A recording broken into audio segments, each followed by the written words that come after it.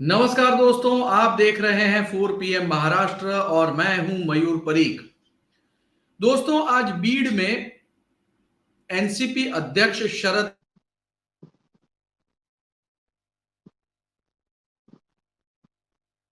नरेंद्र मोदी और देवेंद्र फडणवीस इन दोनों की तुलना की। वैसे महाराष्ट्र में तो ये नारा बहुत पुराना है, दिल्ली में नरेंद्र, राज्य में देवेंद्र। तो शरद पवार ने कहा कि महाराष्ट्र की राजनीति में देवेंद्र फडणवीस ने यह दावा किया था, मी पुन्हा येईल, यानी कि मैं फिर आऊंगा, और वो वापस भी आए, लेकिन कनिष्ठ पोस्ट पर आए, यानी कि नीचे की पोस्ट पर डिमोशन के बाद आए। और प्रधानमंत्री नरेंद्र मोदी ने दिल्ली में 15 अगस्त को यह नारा दिया, मैं फिर आऊंगा। तो शरद पवार इन्होंने कहा है कि वो आएंगे तो नीचे की पोस्ट पर आएंगे। शरद पवार ने जैसे ही ये कहा, लोगों ने तालियां बजाई। वैसे इन दिनों शरद पवार जो है, इनकी भूमिका को लेकर भी बहुत सवाल उठ रहे हैं, लेकिन शरद पवार ने जो मुद्दा बताया है, उन्होंने ये भी गिनाया कि दक्षिण के किसी राज्य में बीजेपी नहीं है, दक्षिण बीजेपी मुक्त हो चुकी है, राजस्थान में बीजेपी नहीं है, जम्मू कश्मीर में केंद्र शासित प्रदेश है, हिमाचल प्रदेश भी उनके हाथ से चला गया है, मणिपुर में अशांति है। ऐसे में मोदी के अच्छे दिन लद चुके हैं। वैसे पवार की भूमिका चाहे जैसी भी हो, चाहे वो संदेह के जिस भी दायरे में हो, उन्हें राजनीति का चाणक्य गिना जाता है, और इसीलिए उन्होंने जो यह प्रेडिक्शन किया है उस पर चर्चा करना जरूरी है। इस पूरे विषय पर बातचीत करने के लिए इस समय हमारे साथ मौजूद हैं जयंत माइंडकर जी, वरिष्ठ राजनैतिक विश्लेषक और एनालिस्ट, पत्रकार। आइए जयंत जी से बात करते हैं। जयंत जी, 4 PM महाराष्ट्र में आपका स्वागत है। अब जब शरद पवार ने यह कह दिया है कि मोदी की वापसी नहीं होगी, शरद पवार ने जो भी कहा है, यह यथार्थवाद में कितना ठीक लग रहा है? उनका प्रेडिक्शन आज तक वैसे एक दो छोड़ के कभी गलत नहीं हुआ, जो बिल्कुल 2019 में भी उन्होंने कहा था, या जो भी कुछ है। इस बार जो उनका प्रेडिक्शन है वो बहुत सही है, क्योंकि इंडिया INDIA के लिए जो अलायंस हो रहा है उसको हमने मानना चाहिए कि इस बार थर्ड फोर्स नाम की चीज रही नहीं है। 2019 में आप खुद फील्ड में उस वक्त भी थे, आपको भी याद होगा, एक थर्ड फोर्स नाम का अटेम्प्ट हुआ करता था। 2014 में भी था, 19 में भी था। अब थर्ड फोर्स नाम की चीज खत्म हो गई। मैं इसके लिए बोलता हूँ कि जब थर्ड फोर्स पूरा खत्म होता है तो third force has no option but to join the number 2। वो नंबर 4 पे नहीं जा सकते, तो नंबर 2 के साथ मर्ज करो। अब नंबर 2 और नंबर 3 जब एक हो जाते हैं तब नंबर 1 नीचे आ जाता है। This is the reality. और इस रियलिटी को देखते हुए उन्होंने कहा, अब शरद पवार के वो सेंटेंस को कि आएंगे वापस, जो मैं कई बार आपसे बात करते हुए बोल चुका हूं कि ये मैं नहीं कह सकता कि 24 में नरेंद्र मोदी नहीं आएंगे, आएंगे, क्योंकि इस देश में एकनाथ शिंदे या अजित पवार की कमी नहीं है। जैसे महाराष्ट्र में जब 105 पे भारतीय जनता पार्टी थी, तब उनको 40 मिले एकनाथ शिंदे की ओर से। जब उनको लगा कि लोकसभा में जाने के लिए और 40 चाहिए तो अजित पवार आ गए। हो सकता है ये दोनों बारी बारी से सीएम बने और देवेंद्र इनका चेहरा सीएम का, डिप्यूटी सीएम बन के रहे, हो सकता है, लेकिन ऊपर नरेंद्र रहेगा। अब जो कहना है इसी प्रकार से जो इन्होंने कहा शरद पवार साहब ने, हो सकता है, जो मेरा भी खुद का मानना है कि Bharatiya Janata party, only Bharatiya Janata party में इंडिया नाम की कोई चीज अस्तित्व में है, ये मैं मानने के लिए तैयार नहीं हूं, और मेरे ख्याल से आप भी इससे सहमत होंगे। जो भी एक दो पार्टीज होंगी उसको कोई ज्यादा मीनिंग नहीं है, जो भी होंगी। तो भारतीय जनता पार्टी जो है वो 200 के नजदीक रहेगी, ये मेरा मानना है। और 200 से 272 तक पहुंचने के लिए या जो भी कोई उनका फासला है, उसके लिए नेचुरली जो एकनाथ शिंदे के साथ या अजित पवार के साथ इनको डील करना पड़ा महाराष्ट्र में, क्या वही डील केंद्र में ना करना पड़े? हो सकता है। देखो, एक कहा जाता है कि शरद पवार इतने बड़े एक्सपीरियंस्ड है, जो 10 साल तक ये रहे, अपने केंद्रीय मंत्री वगैरह जो भी कुछ बोला जाता है उनके बारे में, उनका नाम हरदम पीएम की लिस्ट में आता है। हम एक भूलते हैं, नवीन पटनायक 24 साल से उड़ीसा के सीएम है और वो ऐसे बिल्कुल कंपाउंड पे बैठे, ना इधर के ना उधर के, ना कांग्रेस के ना बीजेपी के। हम कहीं भी जा सकते हैं। ऐसे मौके पे फेंस पे बैठे हुए आदमी यानी नवीन पटनायक, अगर उनको कुछ अच्छी ऑफर मिल गई, जो उन्होंने कहा, जो शरद पवार ने कहा कि वो आएंगे तो जरूर, लेकिन पीएम करके नहीं आएंगे, तो क्या आपको डिप्यूटी पीएम करके आना पड़ेगा? मैं जो बिटवीन द लाइंस ले रहा हूं, वो ये ले रहा हूं कि हाँ, आपको डिप्यूटी पीएम करके आना पड़ेगा। हो सकता है, क्योंकि राष्ट्रपति और उपराष्ट्रपति का कब तक है? तो 27 तक है। तो मैं अभी से बोल नहीं सकता हूं कि 3 साल में क्या होगा, क्योंकि अभी तो पहले 3 साल निकालने पड़े, 24 से 27 तक। तो मैं अभी 24 की बात करूंगा। तो 24 में अगर कभी जरूरत पड़ी, तो आपको क्या डिप्यूटी पीएम करके आना पड़ेगा, नरेंद्र मोदी जी? मेरे ख्याल से शरद पवार ने ये हिंट दे दी है कि आप 200 सवा 200 तक रहोगे, और जो आपको बाहर से लेना पड़ेगा वो आपसे। मैंने आपको एकनाथ शिंदे के बारे में जब डिस्क्राइब किया था, मैंने एक वर्ड यूज किया था, हार्ड बार्गेनिंग, और यहां भी वही हार्ड बार्गेनिंग है कि Eknath Shinde was not ready to come below chief minister. तो ये जो अजित पवार भी कर नहीं पाए, लेकिन ये उन्होंने करके दिखाया था। तो यहां ऐसा ही हार्ड बार्गेनिंग होगा जो शरद पवार ने मेरे ख्याल से प्रिडिक्ट करके दिखाया है, प्रिडिक्ट किया है, और ये 2024 का रहेगा। यानी यूं समझो, आज से 9 महीने बाद जो रहेगा वो उन्होंने अभी से प्रिडिक्शन दिया है। और जहां तक कि उनका थोड़ा सा प्रिडिक्शन, यानी मैं ये भी मानता हूं कि जिस प्रकार से वो अजित पवार से मिले, उसकी वजह से अजित पवार के बारे में बीजेपी में भी थोड़ी सी अस्वस्थता आ गई है, और खुद शरद पवार के बारे में महाविकास आघाड़ी में भी अस्वस्थता आ गई है, ये मैं मानता हूं। इन्हें दोनों पवार एक्चुअली इस मीटिंग की वजह से एक प्रॉब्लम में फंस गए हैं। लेकिन आज के इस सेंटेंस की वजह से शरद पवार ने अपनी, जहां तक कि मुझे लगता है, महाविकास आघाड़ी या इंडिया में अपनी पोजीशन फिर से एक प्रकार से मजबूत कर ली है।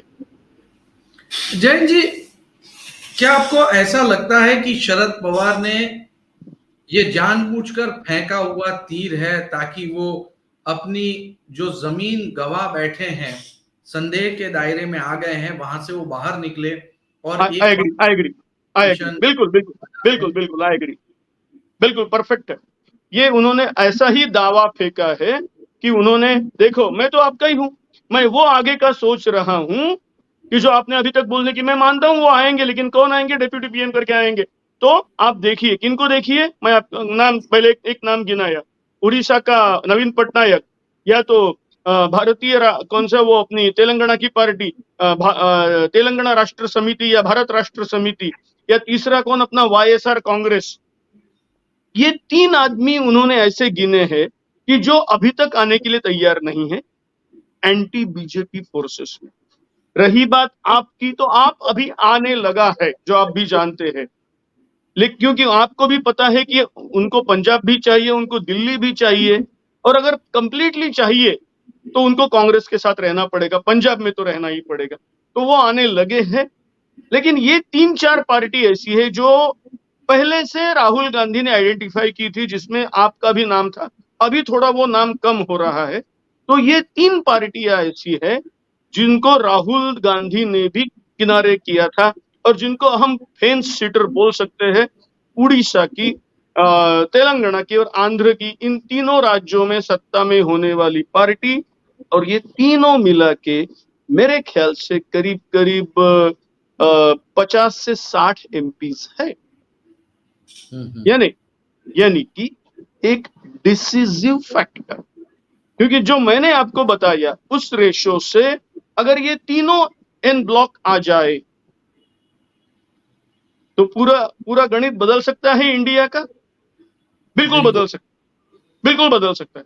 चाहे महाराष्ट्र कुछ भी कहे, चाहे उत्तर प्रदेश कुछ भी कहे, चाहे पूरा देश कुछ भी कहे, पूरा देश की टोटल भले ही 200-250 तक इंडिया की चली जाए, छोटी छोटी पार्टियां मिला के, लेकिन अगर ये केवल 3 पार्टीज, बीजू जनता दल, भारत राष्ट्र समिति और वाईएसआर कांग्रेस, ये तीनों अगर अलग हो गए, और साथ में हम एक बार जोड़ेंगे जनता दल यूनाइटेड होगी, लेकिन वो तो अभी एनडीए में जाने की तैयार है, हम उसको पकड़ेंगे नहीं। लेकिन ये तीनों जो फेंस सीटर्स है, जो बोलते हैं कि हम ना बीजेपी में है, ना कांग्रेस में है, ये हार्ड बार्गेनिंग करेंगे उसी प्रकार से जिस प्रकार से एकनाथ शिंदे ने या अभी अजित पवार ने किया है। मेरे ख्याल से ये एक बहुत बड़ा, यानी हमने पूरा खोल के बिल्कुल दिखाया है कि आगे क्या हो सकता है रणनीति, और उसमें से रोल प्ले कौन ज्यादा करेगा ये भी हमने दिखाया है। उड़ीसा में करीब मेरे ख्याल से 22 के 25 एमपीज हैं, और पूरे अनडिवाइडेड आंध्र प्रदेश में 42 थे, उसमें से तेलंगाना में कुछ है और कुछ आंध्र में ज्यादा है। और यानी ये पूरा अनडिवाइडेड आंध्र और Orissa can play a vital role. Jain ji, एक सवाल ये भी है कि शरद पवार ये बहुत ही डिसिसिव फैक्टर रहने वाले हैं महाराष्ट्र की 48 सीट कहां जाती है उसके लिए। शरद पवार इन्होंने पहली रैली येवले में की, तब ऐसा लग रहा था कि वो बड़े पैमाने पर टक्कर देने जा रहे हैं अजीत पवार को, लेकिन पहली से दूसरी रैली करने में उन्होंने 40 दिन लगा दिए। अभी उन्होंने दूसरी रैली की बीड़ में 40 दिनों के बाद। वो कह रहे थे पक्ष को फिर से एक बार रीस्ट्रक्चर करेंगे, लेकिन हमको आज तक कोई रीस्ट्रक्चर वाला मामला कहीं पर भी नहीं दिखाई दिया। आप जो पूरी आर्ग्यूमेंट कर रहे हैं, अगर ये सही बात रही तो पूर्वोत्तर राज्य दिल्ली की सीट बदलने की तैयारी कर सकता है या हो सकता है करे। बिल्कुल बिल्कुल कर सकता है। लेकिन महाराष्ट्र में अब शरद पवार का भवितव्य क्या दिख रहा है? एक अनफॉर्चुनेट बात यह है कि खुद शरद जी ने ये बात समझनी चाहिए थी, लेकिन कभी कभी होता है ऐसा कि मंजे हुए राजनीतिज्ञ भी खुद को समझ नहीं पाते। एक शरद पवार ने मेरे ख्याल से समझना चाहिए था कि अभी उनकी उम्र वो नहीं रही, जो मैं पहले आपके यहाँ और कई चैनल्स पे बोल चुका हूं। अभी उनकी उम्र ये वो नहीं रही जो आपने हिसाब बताया 40 दिन के बाद। वो बहुत इंपॉर्टेंट अंडरलाइन करने वाली बात आपने कही, बहुत बहुत बारीकी से आपने नोटिस ये पॉइंट आउट किया है। एक जमाना था कि शरद पवार ने दिन में 10 एक रैलीज की होंगी, जबकि कैंसर जैसा डिसीज होने के बावजूद उन्होंने अपनी पार्टी को 2 बार लाके दिखाया महाराष्ट्र में। लेकिन आज उनकी वो ताकत नहीं है, इसके लिए एक रैली होने के बाद 40 दिन उनको लगते हैं। और सबसे इंपॉर्टेंट बात जयंत जी, वही पॉइंट है। देखिए, महाराष्ट्र बहुत बड़ा स्टेट है, 48 डिस्ट्रिक्ट हैं। 48 डिस्ट्रिक्ट, अगर आप तालुका पकड़ेंगे तो 250 जितने तालुका होते हैं। अगर पक्ष की पुनः बांधनी करनी है तो आपको एक तालुका में 1 दिन तो बिताना पड़ेगा। 250 दिन बिताने का मतलब है सीधे के सीधे 9 महीने 10 महीने जो है, हाँ 9 महीने जो है वो आपको पब्लिक के बीच में रहना पड़ेगा विदाउट सिंगल ब्रेक। तमाम ग्राम पंचायत के अध्यक्ष से, तालुका पंचायत अध्यक्ष से मिलो, जिला पंचायत अध्यक्ष। अभी 40 दिन के अंदर अगर उनका हिसाब देखें तो 40 दिन के अंदर उनकी 4 प्रेस कॉन्फ्रेंस और 4 बार अजीत पवार से मुलाकात, और येवले की शुरुआत में एक रैली, अब जाके दूसरी रैली। मामला कमजोर दिख रहा है। और इसमें कहीं भी उनके साथ उनकी हेयर अपरेंट सुप्रिया नहीं थी। हाँ, ये बहुत इंपॉर्टेंट है। उनकी हेयर अपरेंट है वो सुप्रिया है, जो उन्होंने कह दिया है, लेकिन ना वो उनके साथ येवला में थी और ना वो उनके साथ बीड़ में थी। जयंत पाटिल मेरे ख्याल से होंगे तो आज होंगे तो, लेकिन जयंत पाटिल होंगे, जितेंद्र आव्हाड, लेकिन उनकी हेयर अपरेंट नहीं थी। This is very significant.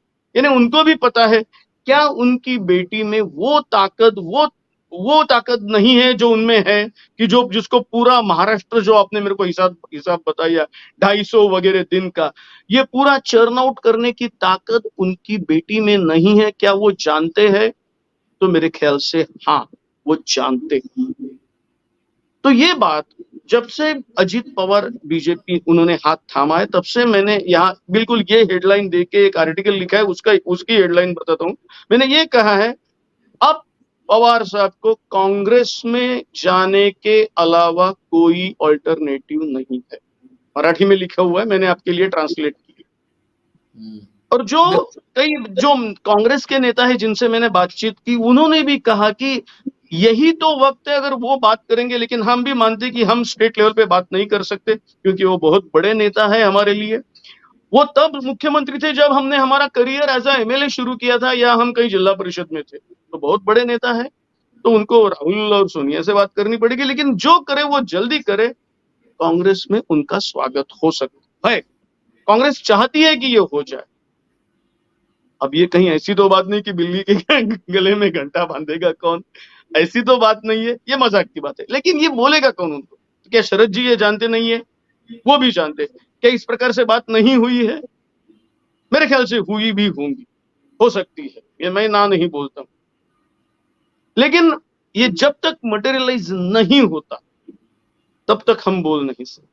Alternative, best alternative for mister Sharad Pawar कि ये सब रुक जाए और कांग्रेस के साथ बचा कुचा राष्ट्रवादी, जैसे अभी दो बची कुची पार्टियां हैं, एक तो शिवसेना और दूसरी राष्ट्रवादी, तो उसमें से एक पार्टी मर्ज की जाए, जिसकी वजह से एक और रेटिफिकेशन पवार साहब को मिल जाएगा कि भैया वो बीजेपी के साथ नहीं जाएंगे, हमारे साथ ही रहेंगे। क्या वो करेंगे? वो पूर्णतः उनके ऊपर निर्भर है। वो हम सिर्फ यहाँ बैठ के बोल सकते हैं, लेकिन सब वो करेंगे उनके ऊपर निर्भर। ठीक है जयंत जी, आपने बहुत ही डिटेल में बात की, आपका बहुत बहुत शुक्रिया। तो दोस्तों, शरद पवार, इनका प्रिडिक्शन है कि नरेंद्र मोदी ने कहा है मैं एक बार फिर से आऊंगा, लेकिन नरेंद्र मोदी एक बार फिर से आ पाएंगे या नहीं, इसे लेकर अभी भी जो है तमाम पार्टियां जो है, मतलब शरद पवार ने ये प्रिडिक्शन किया है कि वो फिर से आ पाएंगे या नहीं, इसे लेकर अभी श्योर नहीं है। वो हो सकता है उनका डिमोशन हो जाए और डिमोशन के बाद वो आए, जिस तरह से देवेंद्र फडणवीस महाराष्ट्र में आए। बहरहाल देखना है, दिलचस्प होगा किस और आगे बढ़ता है नरेंद्र मोदी, इनका रथ, प्रधानमंत्री नरेंद्र मोदी का रथ, और किस और आगे बढ़ता है शरद पवार, इनका प्रेडिक्शन। शो देखने के लिए बहुत बहुत धन्यवाद।